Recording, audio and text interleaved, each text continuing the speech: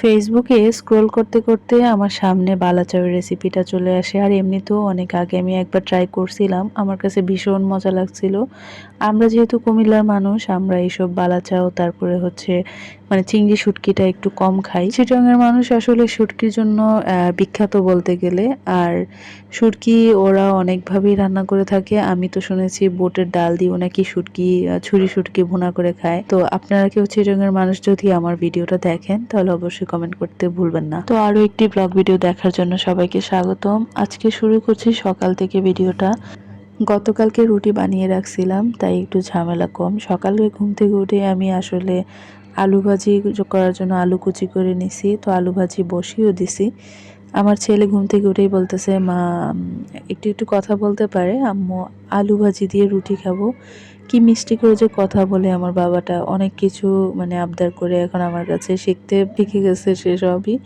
তো মাশাআল্লাহ বলতে ভুলবেন না। ও এই যে আদো আদো করে কথা বলা, এই সময়টা অনেক বেশি মিষ্টি। তো নাস্তা খাওয়ার পর্ব শেষ করলাম, করে এখন আমি হচ্ছে ফ্রিজ ঘেঁটে দেখলাম যে 3-4 মুরগির চামড়া, পা, অনেক ঘিলা এগুলো অনেক জমে গেছে। তো আজকে করলাম কি, ভাবলাম যে সবগুলাকে মিলিয়ে মিক্স করে কিছু মাংস অ্যাড করছি। সব ছোট ছোট করে এভাবে আপনারাও করে দেখতে পারেন। এই রেসিপিটা যে এত মজা হয় বিশ্বাস করেন। আমি না মাংস রান্না করলেও এত বেশি মানে খুশি হইতাম না ছোটবেলা, আমার আম্মু এইভাবে রান্না করতো। তো যেই দিন এই রেসিপিটা বানানো হতো বাসায়, এত বেশি খুশি হয়ে যেতাম। তো সেইভাবে হচ্ছে আমি এখন রান্না করি, আর আমার মেয়ে অনেক পছন্দ করে এই রেসিপিটা। তো সেইভাবে ছোটবেলার কথা মনে পড়তেছিল, আম্মু কত মজা করে এগুলা যে রান্না করতো। তো মুরগির চামড়া আমার এমনিতেও অনেক বেশি পছন্দের। আমি এভাবে মাঝে মধ্যে রান্না করি আর কি, যখন ফ্রি টাইম থাকে। আজকে একটু ফ্রি ছিলাম বলতে গেলে।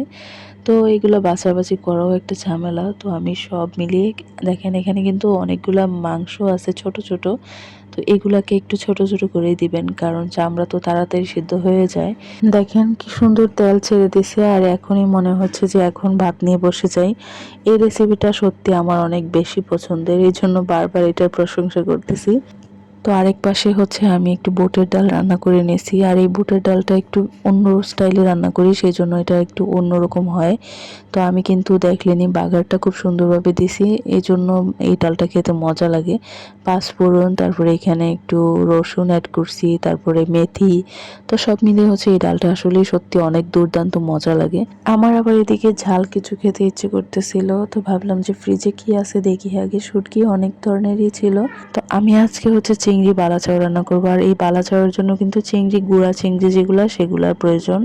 তো আমি আজকে এই শুটকিগুলাকে দিয়ে হচ্ছে বালাচাওটা রান্না করতেছি। দেখেন এগুলাকে একটু বেছে নিলেই ভালো হয়, কারণ ভিতর অনেক কিছুই থাকে, পোকামাকড় থাকতে পারে আর কি। আমি দেখলাম যে না, এটা ফ্রেশই আছে, কিন্তু ভিজানোর পরে বুঝলাম প্রচুর পরিমাণে বালি ছিল। আমি না হলেও 15 থেকে 20 বার শুধু ধুইছি আর ধুইছি, ধুইতে ধুইতে আসলে অর্ধেক চলে গেছে।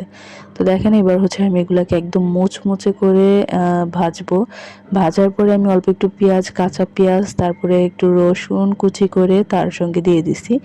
এইবার আমি একটু সরিষার তেল বেশি করে দিলাম, তারপরে দিয়ে দিলাম 1 চামচের মতো গুঁড়া শুকনা মরিচের গুঁড়া।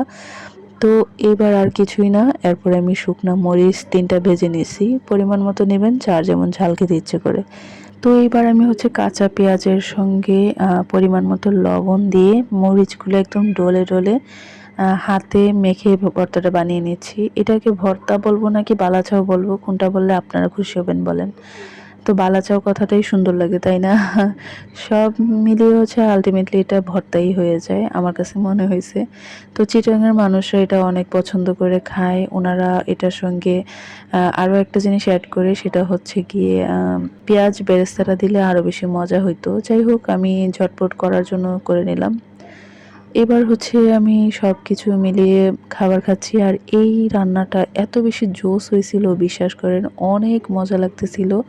যখন আমি বালাচাওটা দিয়ে এক লোকমা ভাত খেলাম, অনেক তৃপ্তি সহকারে ভাতটা খেয়েছি। তারপরে সবার লাস্ট হচ্ছে ডাল, এই ডালের সাথে তো এই ভর্তা একদমই পারফেক্ট। তো আজকে ভিডিওটা এখানে শেষ করছি, সবাই ভালো থাকেন, আল্লাহ হাফেজ।